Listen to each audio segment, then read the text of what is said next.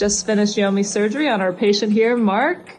Dr. Ali, what would you say Yomi means to you as the surgeon? When you do the pre-surgical planning in the Yomi software, having the implant placed exactly where it should be, the patient's final result is going to be aesthetically better, functionally better, and it's going to survive for much longer time. Immediately after the surgery, the patient is going to have less swelling because it's done flapless, and most of the patients don't take pain medication on the day following surgery. And I know, Mark, you just finished surgery, but what would you say Yomi means to you as the patient? It's really a piece of high technology, and it really gives you a sense that they're very serious about sort of the exactitude that they're working with.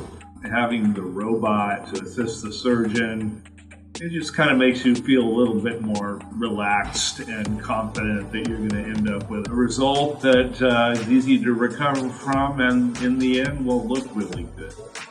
Awesome. Thank you both.